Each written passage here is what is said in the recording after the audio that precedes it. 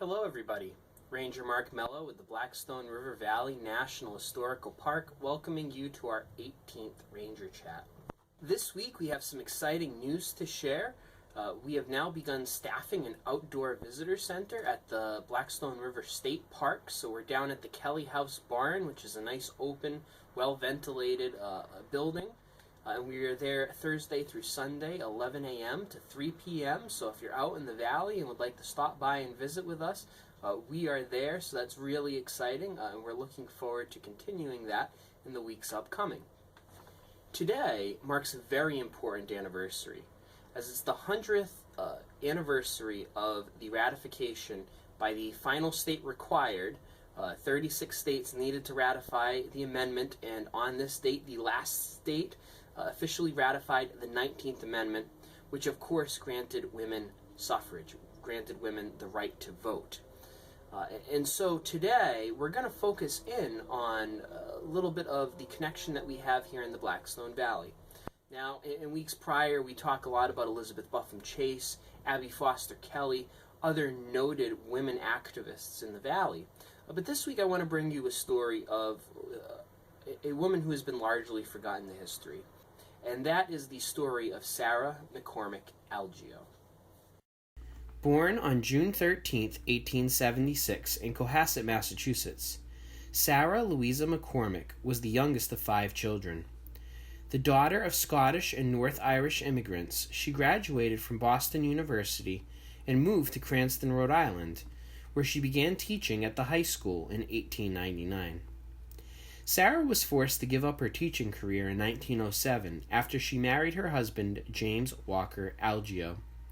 Social norms and school regulations of the time dictated that a married woman was not to work.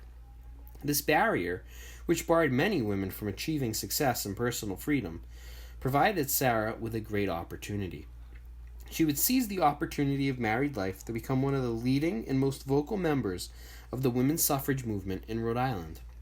As a teacher, Sara would not have been able to advocate openly for the movement for fear of losing her employment. But once she was no longer employed, she used this opportunity to fight for the women's suffrage. While living in Providence, she became a founding member of the College of Equal Suffrage League and an active participant in the Rhode Island Women Suffrage Association. After earning a master's degree from Brown University, Sara continued to push for voting rights for women. She so passionately believed in the movement, she even named one of her dachshund puppies Suffrage.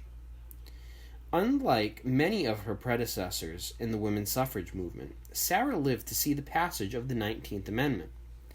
In earnest, Sara began work on a book which would chart the history of the women's suffrage movement in Rhode Island.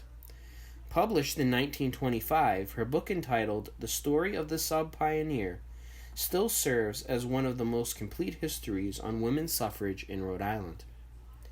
Sara MacCormack Algeo serves as an important reminder of one of the many activists who contributed to the passage of the 19th Amendment that are largely forgotten to history.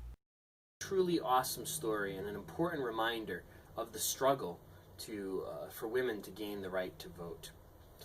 Throughout the month of August, you may notice that National Park Service Rangers will be wearing a little pin right above their name tag right there. And that pin is in celebration of the 19th Amendment. So we will have these on our uniform for the duration of the month. And the basic story behind the pin and what it symbolizes is the National Women's Party gave silver pins representing a cell door with a heart-shaped padlock to members who had been jailed for freedom. In 1917, militant suffragists staged a months-long vigil outside of the White House.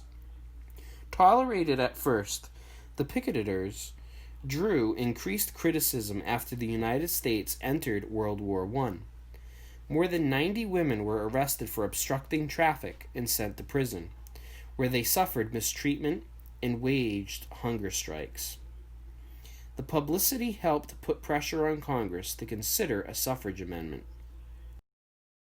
So be on the lookout for our new little pin on our uniforms until the end of August. With that being said, thank you everyone for joining us. As always, if you have any ideas for topics you'd like to see us cover in the upcoming weeks, please leave those down in the comments below. We would love to hear from you.